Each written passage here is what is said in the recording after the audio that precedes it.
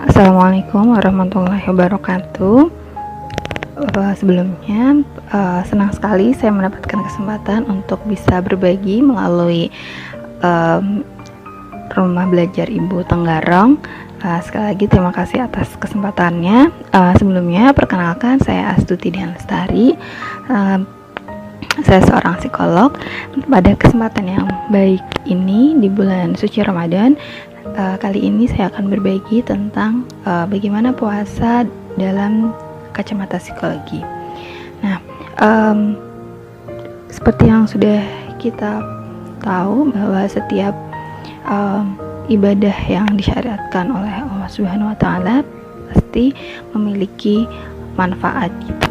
Nah, dari berbagai penelitian kita juga tahu bahwa puasa tidak hanya memiliki pengaruh positif untuk kesehatan secara fisik, namun juga secara mental. Ketika kita berpuasa, kita melatih kesabaran untuk menahan diri dari makanan,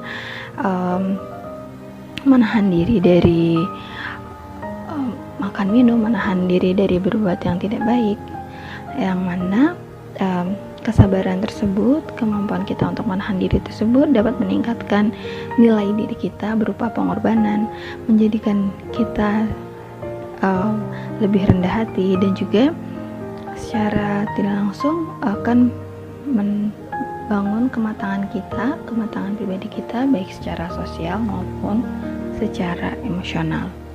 Nah, seperti yang tadi sudah saya sebutkan, bahwa berpuasa adalah sarana kita untuk melatih kemampuan kontrol diri kita. Nah, selain itu, dengan perintah dan larangan yang harus kita jalankan ketika kita berpuasa, itu juga membantu kita untuk lebih baik dalam mengelola diri gitu. Karena ketika kita berpuasa, kita belajar untuk disiplin, makan tepat waktu di saat sahur dan berbuka, sholat tarawih secara berjamaah, menunaikan zakat sebelum hari raya tiba. Nah, itu semua adalah proses pembelajaran kita gitu ya, untuk merecharge kembali, untuk kita belajar kembali nilai-nilai positif dalam hidup, yang harapannya setelah nanti puasa, kebiasaan-kebiasaan kita di 11 bulan lainnya itu akan lebih baik lagi. Jadi di bulan puasa ini, secara psikologis, ketika kita ada tuntutan, larangan, dan perintah tersebut, kita belajar untuk mengontrol diri kita, mengelola diri kita, sehingga kita bisa lebih bersabar, bisa memiliki kemauan diri yang kuat untuk melakukan hal-hal yang positif tentunya, dan juga melatih disiplin. Selain dengan puasa kita menahan diri, mengontrol diri kita untuk tidak makan yang notabene itu ada kita perlukan, kita juga menahan diri untuk melakukan hal-hal yang negatif, misalnya yang sering banget dilakukan, misalnya membicarakan orang lain, berdebat yang tidak perlu gitu ya, dan sebagainya gitu. Nah, ternyata ketika kita berpuasa ini juga bisa berkaitan pula dengan, ketika kita berpuasa itu berkaitan juga dengan rendahnya perilaku agresif. Jadi perilaku agresif di sini adalah perilaku yang menyakiti orang lain, baik secara fisik maupun secara verbal. Nah, karena kita berpuasa, kita berusaha mengendalikan diri kita dari hal yang negatif, termasuk tadi berkata ataupun berperilaku kasar terhadap orang lain. Nah, selain itu, ketika kita berpuasa, kita tentu saja berlomba-lomba untuk melakukan kebaikan. Nah, kecenderungan kita, fokus kita untuk melakukan hal yang positif gitu ya, baik sendiri ataupun bersama orang lain, itu menurunkan kecenderungan kita untuk melakukan hal yang negatif kepada orang lain. Nah, tidak hanya itu, secara personal gitu, bagaimana kemampuan kontrol diri, regulasi diri, puasa juga membantu kita memiliki dampak yang positif gitu ya, khususnya untuk orang-orang yang memiliki permasalahan kesehatan mental, contohnya yang memiliki simptom kecemasan dan gangguan depresi. Ternyata setelah melakukan puasa diketahui bahwa menurut penelitian orang-orang tersebut menunjukkan progres yang baik seperti itu. Jadi ketika setelah puasa simptom kecemasan dan depresinya itu lebih membaik. Nah, hal ini dikarenakan meningkatnya jumlah endorfin setelah menjalankan puasa. Dalam pengobatan depresi dan gangguan kecemasan pada umumnya yang bisa dilakukan oleh dokter dengan memberikan obat, biasanya diberikan obat yang dapat menghasilkan hormon endorfin tersebut. Hormon endorfin yang senyawa kimia yang secara natural ternyata dapat diproduksi pada saat kita berpuasa. Nah, puasa bukan hal yang mudah gitu. Tidak semua orang yang beragama Islam mudah melaksanakan puasa.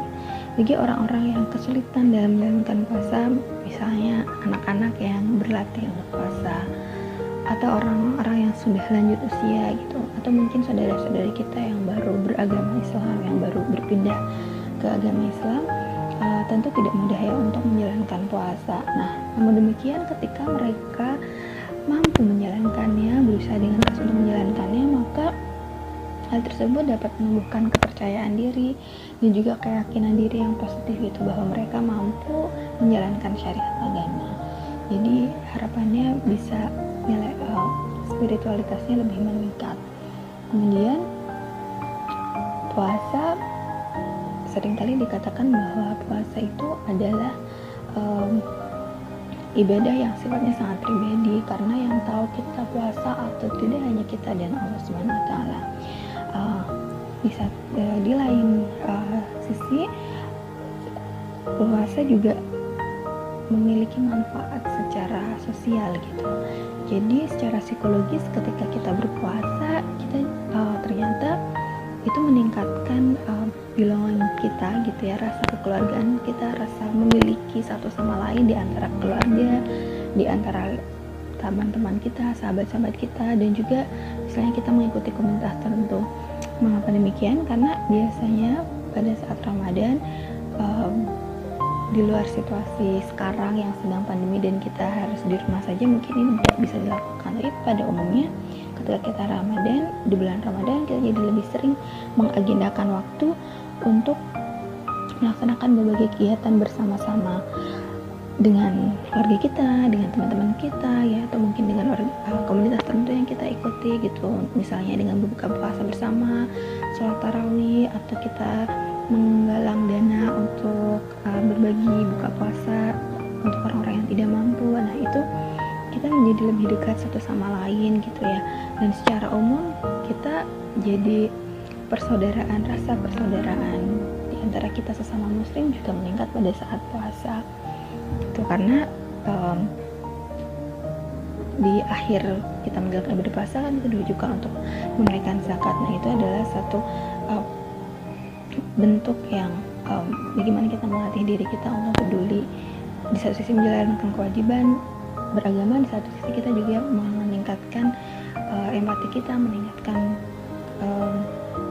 rasa kekeluargaan kita dengan saudara-saudara kita yang lain.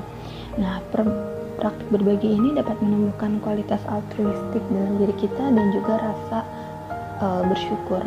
Bersyukur bukan hanya bagi yang diberi, tapi juga bagi kita, karena kita bisa memberikan sesuatu untuk saudara-saudara kita. Nah, demikian tadi secara singkat gitu ya, apa sih bagaimana sih secara psikologis apa saja manfaatnya, bagaimana proses secara psikologisnya puasa itu dapat membantu kita agar lebih baik gitu ya dalam menjalankan ibadah puasa, dan juga bagi perkembangan kita secara personal, baik dari sisi spiritual, sisi fisik maupun sosial emosional. Demikian yang bisa saya sampaikan. Semoga yang sedikit ini bisa bermanfaat dan kita bisa diberikan kesehatan dan kelancaran dalam menjalankan ibadah puasa di bulan Ramadan di tengah situasi pandemi seperti ini.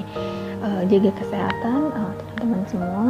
Selamat menunaikan ibadah puasa. Wassalamualaikum warahmatullahi wabarakatuh.